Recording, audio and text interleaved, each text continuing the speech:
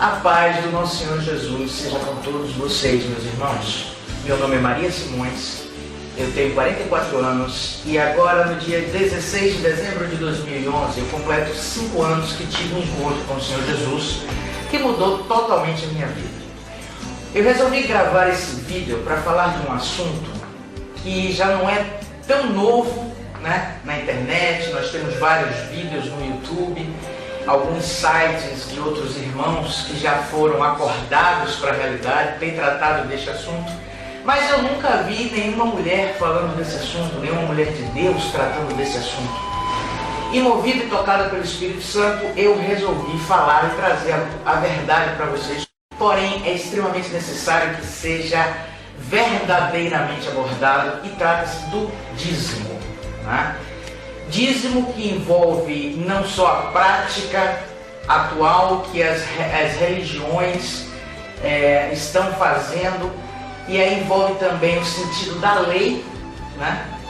E o sentido de o que vem a ser a igreja, porque são três coisas que hoje estão interligadas e estão sendo feitas totalmente contrário à palavra do Evangelho do Senhor Jesus Cristo. Lá na Antiga Aliança, em Deuteronômio, capítulo 14, do versículo 22 ao 29, parece até, irmãos, que esta página foi arrancada da Bíblia de alguns pregadores e alguns pastores, né? Porque eu nunca vi ninguém pregar sobre Deuteronômio 14, principalmente dos versículos 22 a 29.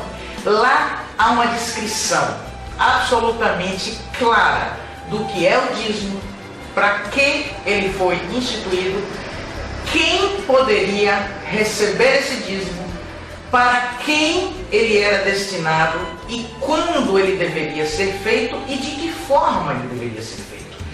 Tudo que eu vou trazer para os irmãos está embasado tão somente aqui, na palavra de Deus. Não há nada que eu venha falar que os irmãos não encontrem escritos na palavra de Deus. Tanto algumas passagens da Velha Aliança, como a maioria das passagens do Novo Testamento, da Nova Aliança, porque nós entendemos que vivemos pela graça e não mais pela lei.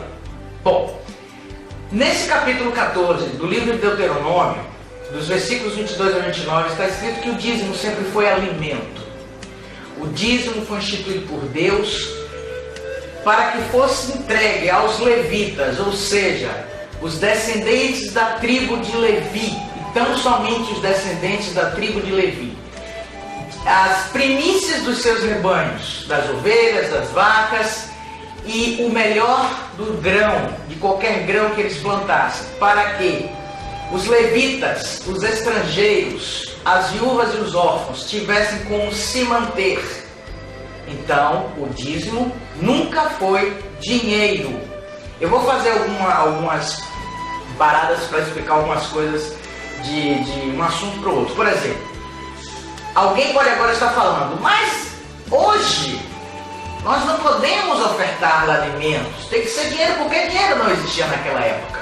Existia sim. No próprio versículo 24 desse capítulo 14 de Deuteronômio está escrito que quando a pessoa que fosse levar o seu dízimo até os sacerdotes, até os levitas, ela estivesse distante da casa do Senhor, do tabernáculo de Deus, ela venderia aquele dízimo, ataria, a palavra em algumas traduções tem colocaria, na tradução que eu tenho tem ataria o dinheiro, a palavra é clara, e também já se cita dinheiro no livro de Gênesis, na sua mão, ou seja, não é para dar, mesmo que o dízimo fosse hoje legal, não seria para dar dinheiro na mão de nenhum sacerdote. Ata a sua mão, compra com esse dinheiro tudo, chegando lá no local, né? Chegando ao local, você vai comprar tudo que você quiser, que a sua alma se agradar, e vai ofertar e vai também comemorar com os seus, porque o dízimo também tinha o objetivo de uma grande comemoração perante ao Senhor, com muita bebida, com muita comida, para agradecer ao Senhor a colheita maravilhosa, para agradecer ao Senhor a ampliação na quantidade do seu rebanho, né? Então o dízimo nunca foi dinheiro, nunca foi dinheiro. Bom, quem poderia receber esses dízimos? No livro de Levítico, capítulo 18, versículo 21, está lá bem claro: os levitas, ou seja, os descendentes da tribo de Levi, né? Que vieram lá das 12 tribos de Jacó. Os levitas foi que foram separados. Por que eles foram separados e por que eles tinham esse direito? Porque eles não tiveram herança nenhuma. Quando foi feita a divisão da herança pelas tribos de Jacó, e Moisés fez a divisão das heranças, os levitas não tiveram nenhuma herança, eles não recebiam nada. Aliás, para ser um levita, que é um outro ledo engano, achar povo de Deus, que levita é totalmente aquela pessoa que canta, que toca, não é verdade. O levita, ele tem altas responsabilidades dentro de um ministério. Ele deve ser o responsável pelo zelo das pessoas, né, que estão envolvidas no ministério, por louvar e adorar o Senhor.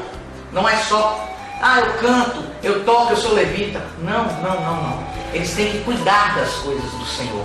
Hoje, na graça, as coisas do Senhor somos nós. Mas eu vou falar daqui a pouquinho de quem é a verdadeira igreja. Então, esses levitas, eles, para serem levitas, eles não poderiam ter nenhum bem. Não poderiam ter terra, não poderiam plantar, não poderiam ter animais. Eles deveriam ser apenas e tão somente sustentados pelo povo de Deus. De que forma? Através dos dízimos. Como?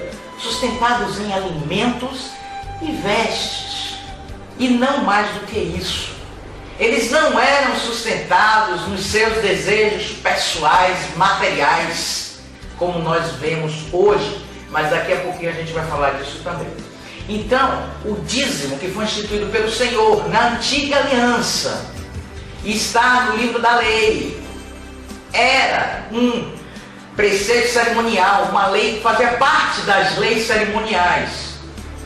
Nunca foi dinheiro. Claro, isso está muito claro. Qualquer dúvida, vá ler Deuteronômio 14, do versículo 22 ao 29, Levítico 18, 21, e outras passagens também desse livro de Deuteronômio e Levítico vai deixar bem claro o que é o dízimo. O que é o dízimo. E nunca mudou. Não houve ordenança nenhuma do Senhor Jesus para se mudar isso. Não há uma sequer passagem no Evangelho de Cristo e nem nas cartas dos apóstolos que ordenem dar dízimo. Não há. Aliás, a palavra dízimo no Evangelho aparece 2 vezes apenas. E aparece para ser criticado pelo próprio Jesus. Não se deve dar dízimo, não se deve devolver dízimo, não se deve praticar esta lei cerimonial chamada dízimo.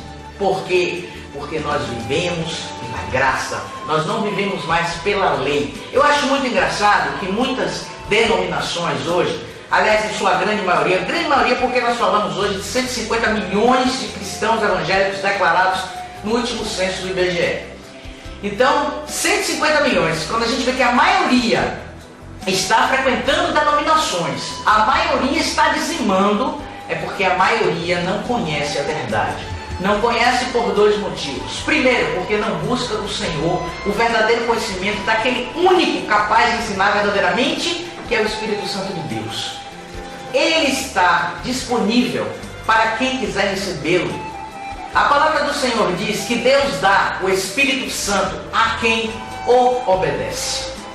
Para ter o Espírito Santo de Deus lhe dirigindo, lhe ensinando, lhe direcionando, habitando em cada um de vocês, basta obedecer a Deus.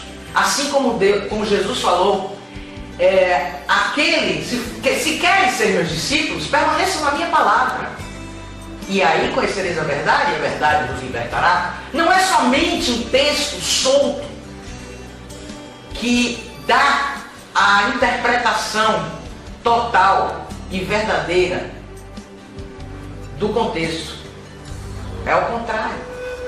Nós temos que ler, no mínimo, todo o capítulo referente àquele versículo. Nós ouvimos em várias pregações: e conhecereis a verdade vos libertará. Creres no Senhor Jesus e será salvo tu e a tua família. Mas não se ensina estes homens que estão nos púlpitos, pastores, apóstolos, bispos, enfim, quais títulos queiram eles ostentar, eles não ensinam o texto completo, é apenas um contextozinho. Há um ditado que diz: contexto sem texto é motivo para pretexto. É uma brincadeira que há no meu evangelho.